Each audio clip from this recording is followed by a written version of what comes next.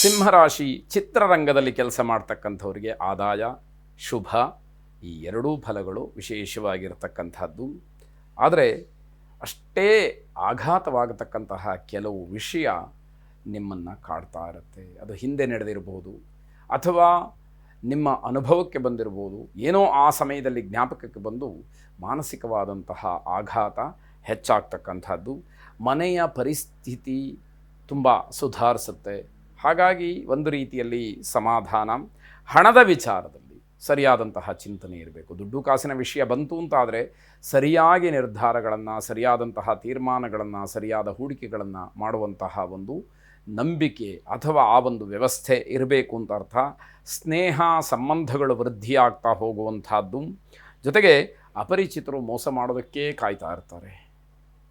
ಯಾವಾಗ ಒಬ್ಬ ವ್ಯಕ್ತಿಯ ಕೈಯಲ್ಲಿ ಹಣ ಓಡಾಡ್ತಾ ಇದೆ, ಈ ವ್ಯಕ್ತಿ ಪರವಾಗಿಲ್ಲ, ಸಮಾಜದಲ್ಲಿ ಒಂದಷ್ಟು ಗಳಿಸಿದ್ದಾನೆ ಉಳಿಸಿದ್ದಾನೆ ಅಂತ ಗೊತ್ತಾಗ್ಬಿಟ್ರೆ ಯಾವ ರೀತಿ ಅದನ್ನೆಲ್ಲ ಕಸ್ಕೊಳ್ಳೋದು ಅನ್ನೋದಕ್ಕೆ ಹೊಂಚಾಗ್ತಾ ಇರತಕ್ಕಂತಹ ಒಂದು ಗುಂಪು ಇದ್ದೇ ಇರುತ್ತೆ.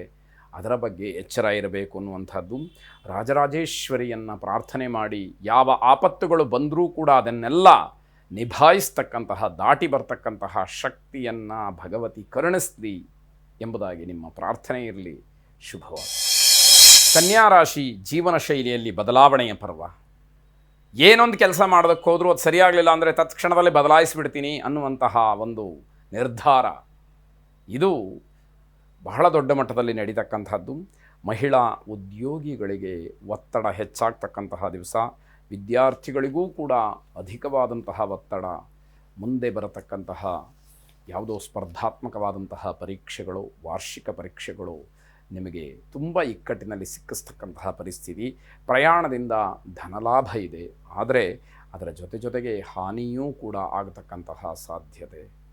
ದುಡ್ಡಿದೆ ಅಂತ ಹೇಳಿ ನಾನು ಏನನ್ನು ಬೇಕಾದರೂ ಎದುರಿಸ್ತೀನಿ, ಏನು ಬಂದರೂ ತಡ್ಕೊಳ್ತೀನಿ ಅಂತ ಹೇಳಿ ಮಂಡು ಧೈರ್ಯವನ್ನು ಮಾಡ್ತಕ್ಕಂಥದ್ದು ಒಳ್ಳೆಯದಲ್ಲ ಅನ್ನುವಂಥದ್ದು ಸಾತ್ವಿಕವಾದಂತಹ ಸಲಹೆ. ಕಮಿಷನ್ ಏಜೆಂಟ್ಸ್ಗಳಿಗೆ ಲಾಭ ಇದೆ. ನಿಮ್ಮ ಪರಿಶ್ರಮ ಸಾರ್ಥಕವಾಗುತ್ತೆ. ರಾಜಕೀಯ ವರ್ಗದವರಿಗೆ ಶತ್ರುಗಳ ಕಾಟ ತುಂಬ ಇರುತ್ತೆ. ತುಂಬ ದೊಡ್ಡ ಮಟ್ಟದಲ್ಲಿ ಶತ್ರುಗಳ ಕಾಟ ಇದ್ದಾಗ ಏನೂ ಮಾಡೋದಕ್ಕೆ ಆಗದಲೇ ಅಸಹಾಯಕರಾಗ್ತೀರಿ. ಅದನ್ನು ಗಮನಿಸ್ಕೊಳ್ಬೇಕು. ನಿಮ್ಮ ಗುರುಗಳ ಆಶೀರ್ವಾದವನ್ನು ಪಡ್ಕೊಳ್ಳಿ. ಒಂದು ವೇಳೆ ಅದು ಅನಿವಾರ್ಯವಾದರೆ ಕೂತಲ್ಲೇ, ನಿಂತಲ್ಲೇ, ಮನೆಯಲ್ಲೇ, ಎಲ್ಲಿ ಇರ್ತೀರೋ ಆ ಜಾಗದಲ್ಲೇ ನಿಮ್ಮ ಗುರುಗಳ ಪ್ರಾರ್ಥನೆಯನ್ನು, ಸ್ಮರಣೆಯನ್ನು ಮಾಡಿ. ಶುಭವಾಗಿ. ತುಲಾರಾಶಿ ಹಿಂದೆ ಮಾಡಿದಂತಹ ಸಾಲದಿಂದ ಮುಕ್ತಿ ಸಿಕ್ಕತ್ತೆ. ಋಣಮುಕ್ತರಾಗ್ತೀರಿ. ಋಣ ಪರಿಹಾರವಾಗತ್ತೆ. ಆ ಯೋಗ ಇವತ್ತು ನಿಮಗೆ ಕೂಡಿ ಬಂದಿದೆ. ಕೆಲಸದ ಒತ್ತಡದಿಂದ ಸ್ವಲ್ಪ ಬೇಸರವಾಗುತ್ತೆ. ಕೆಲಸ ಮಾಡೋದಕ್ಕೆ ಹೆದರದೇ ಇರಬಹುದು, ಆದರೆ ಆ ಕೆಲಸ ಮಾಡ್ತಾ ಇರುವಾಗ ಇರುವಂತಹ ಒತ್ತಡ ಇದೆಯಲ್ಲ ಬೇರೆಯವರದ್ದು, ಅದನ್ನು ಸಹಿಸಿಕೊಳ್ತಕ್ಕಂತಹದ್ದು ಕಷ್ಟವಾಗುತ್ತೆ. ತಾಳ್ಮೆ ಪರೀಕ್ಷೆ ಆಗುತ್ತೆ. ಕೋಪಕ್ಕೆ ತಿರುಗುತ್ತೆ.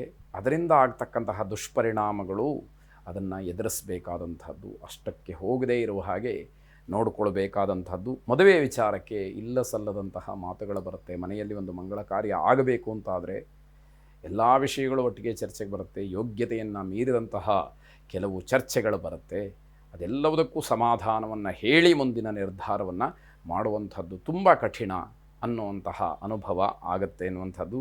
ನನ್ನದೇ ಮಾತು ನಡಿಬೇಕು ಅನ್ನುವಂತಹ ವಿಚಾರದಲ್ಲಿ ಮಾತ್ರ ಹಿನ್ನಡೆಯಾಗುತ್ತೆ. ಬೇರೆಯವರು ಹೇಳಿದ್ದಕ್ಕೆ ಸಮ್ಮತಿ ಇದೆ ಅಂತಾದರೆ ಆ ಕೆಲಸಗಳು ಸರಾಗವಾಗಿ ನಡ್ಕೊಂಡು ಹೋಗುತ್ತೆ. ಇಲ್ಲ ಅದು ಹಾಗಾಗೋದಿಲ್ಲ, ನಾನು ಹೇಳಿದ್ದೇ ಆಗಬೇಕು ಅನ್ನುವಂತಹ ಹಠ ಛಲಕ್ಕೆ ಬಿದ್ರಿ ಅಲ್ಲಿ ಹಿನ್ನಡೆ.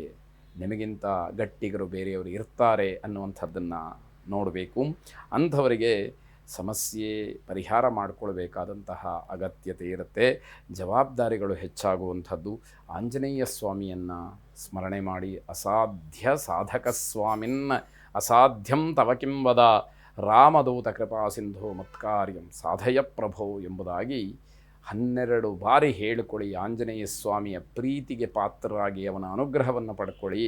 ಶುಭವಾಗಿ. ವೃಶ್ಚಿಕ ರಾಶಿ ಖರೀದಿಯಿಂದ ಅಧಿಕವಾದಂತಹ ಖರ್ಚಾಗುತ್ತೆ. ಏನು ಬೇಕು ಬೇಡುಗಳ ವಿವೇಚನೆ ಇಲ್ಲದಲೇ ಕಣ್ಣಿಗೆ ಕಂಡದ್ದನ್ನು, ಮನಸ್ಸಿಗೆ ತೋಚಿದ್ದನ್ನು ಕೊಂಡ್ಕೊಳ್ತಕ್ಕಂಥದ್ದು ಅಧಿಕವಾದಂತಹ ಖರ್ಚಿಗೆ ಕಾರಣವಾಗುತ್ತೆ.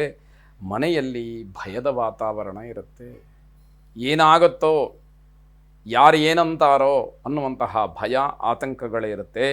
ಕೈಗಾರಿಕೆ ಅಥವಾ ವ್ಯವಹಾರದಲ್ಲಿ ಉತ್ತಮವಾದಂತಹ ಬೆಳವಣಿಗೆ ಆಗತಕ್ಕಂಥದ್ದು, ಅದು ಧನಾತ್ಮಕವಾದಂತಹ ವಿಷಯ, ಆರ್ಥಿಕವಾದಂತಹ ಸಬಲತೆಗೆ ಅದು ಒಂದು ರೀತಿಯಲ್ಲಿ ದಿಕ್ಸೂಚಿಯಾಗಿ ನಿಮಗೆ ಕಾಣುವಂಥದ್ದಾಗತ್ತೆ.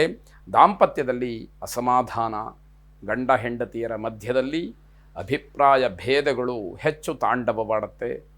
ಅನ್ಯೋನ್ಯವಾಗಿರೋದಕ್ಕೆ ಪ್ರಯತ್ನವನ್ನು ಮಾಡಬೇಕಾಗತ್ತೆ ಎನ್ನುವಂಥದ್ದು. ಬಟ್ಟೆ ವ್ಯಾಪಾರಿಗಳಿಗೆ ಲಾಭದಾಯಕವಾದಂತಹ ದಿವಸ. ನಿಮ್ಮ ಆರೋಗ್ಯದ ಕಡೆ ಹೆಚ್ಚು ಗಮನವನ್ನು ಹರಿಸಿ, ಅದರಲ್ಲೂ ಹೊಟ್ಟೆಗೆ ಸಂಬಂಧಪಟ್ಟಂತಹ ಸಮಸ್ಯೆಗಳು ಹೆಚ್ಚಾಗಬಹುದು. ಈ ಸೂಚನೆಗಳು ಗೊತ್ತಿರಲಿ. ಸುದರ್ಶನ ಮಹಾವಿಷ್ಣುವನ್ನು ಪ್ರಾರ್ಥನೆ ಮಾಡಿ, ಅನುಕೂಲ ಇದ್ದಂಥವರು ಸುದರ್ಶನ ಹೋಮವನ್ನು ಮಾಡಿಸಿಕೊಳ್ಳಿ. ಶುಭವಾಗಲಿ.